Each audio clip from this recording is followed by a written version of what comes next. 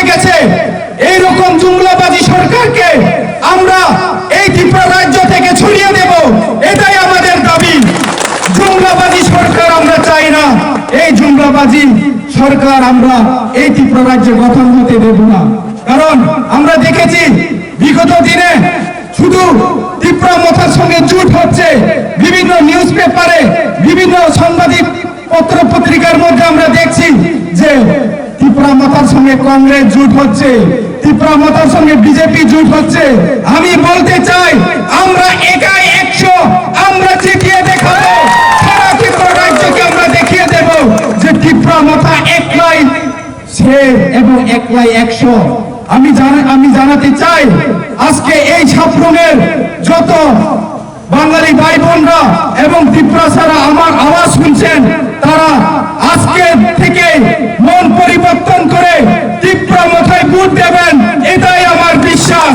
এই বিশ্বাসে আমরা লড়াই করব। আমরা দীর্ঘদিন ধরে আমরা একটাই দাবি চেয়েছি, এটা হচ্ছে গ্রেটার ত্রিপুরা ল্যান্ড। এই গ্রেটার ত্রিপুরা ল্যান্ড দাবি, নো কম্প্রোমাইজ। আমাদের বুবাগ্রা বলেন no compromise, one last fight. এই লাস্ট ফাইটে আমরা একসাথে এক আওয়াজে পাহাড়ি বাঙালি ভাই ভাই বলে আমরা এক আওয়াজে আমরা লড়াই করব। আমি বলতে চাই আমাদের 70 বছর ধরে ডিপ্রাইভ করে রেখেছে।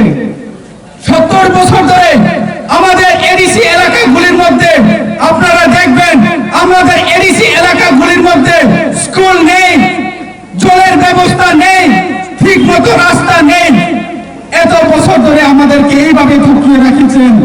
আমি বলতে চাই আমরা যদি একইভাবে চলতে হয় তাহলে ডেভেলপমেন্ট সব জায়গার মধ্যে হতে হবে।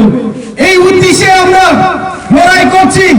এডিসি এলাকাগুলির মধ্যে অনেকেই বাঙালি ভাই বোনরা আছেন, তারাও জানেন যে তাদের এখানে কতটুকু কষ্ট হয়, জলের অভাব হয়, রাস্তাঘাট ভালো না। তো আমরা চাই এডিসি এলাকাগুলির মধ্যে হোক, জেনারেল এলাকাগুলির মধ্যে হোক, সবাইকে নিয়ে আমরা চলতে চাই এবং একসাথে লড়াই করব। এই আন্দোলনে আমাদের ভাই বোনরা এবং আমাদের সবাই আমরা একতা হতে হবে। আমরা জুমলাবাজির বিরুদ্ধে লড়াই করব এবং আমরা একসাথে এক আওয়াজে আমরা বলবো বুবাগ্রা আয়োগ গঠন। এরপরে আমার বক্তব্য এখানে শেষ করব। বুবাগ্রা আয়োগ গঠন, বুবাগ্রা আয়োগ গঠন, বুবাগ্রা। গ্রেটার ত্রিপুরা ল্যান্ড বলে নাকি বাঙালিরা বাংলাদেশে যেতে হবে। আমি একটা কথাই বলতে চাই, আগে যখন এই ত্রিপুরা রাজ্যে এডিসি ছিল না,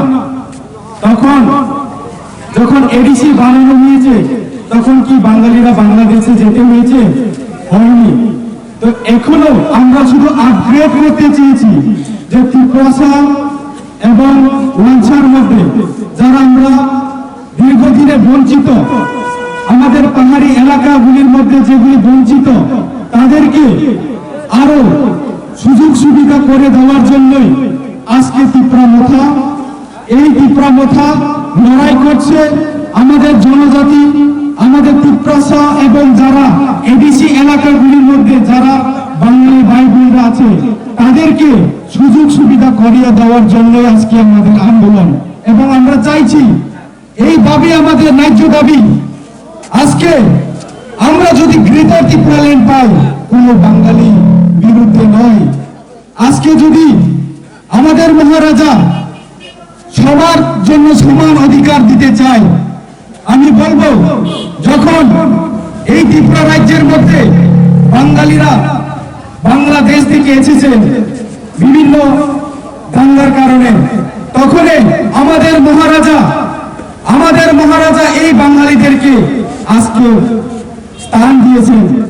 এবং আমি বলতে চাই, আমি একজন আগরতলার একজন বৃদ্ধ লোকের সঙ্গে যখন কথা বলি, উনি বলেন মহারাজা যখন বাংলাদেশ থেকে আগত, যখন বিভিন্ন কারণে এই আগরতলার মধ্যে অভয়নগরের মধ্যে, সেখানে আমাদের মহারাজা বলেছেন তোমরা এখানে নির্ভয়ে থাকেন।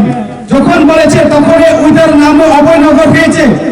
আমরা কারোর বিরুদ্ধে নই, আমরা চাই উন্নত এবং ডেভেলপমেন্ট, কিন্তু শুনেছি বিজেপি সরকার বলে সবকা সাথ সবকা বিকাশ, অথচ আমাদের এডিসি এলাকাগুলির মধ্যে উনি সবকা সাথ সবকা বিকাশ করেন না, সবকা সাথ সবকা বিনাশ করতেছেন।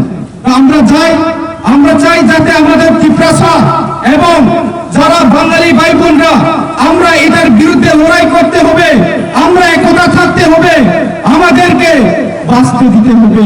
আমরা বাঁচতে চাই, আমরা একসঙ্গে কাজ করতে চাই, আমরা ডেভেলপমেন্ট চাই। এবং এই গ্রেটার ত্রিপুরা ল্যান্ড নিয়ে অনেকেই বলেন যে গ্রেটার ত্রিপুরা ল্যান্ড নাকি হবে না। আমি বলতে চাই গ্রেটার ত্রিপুরা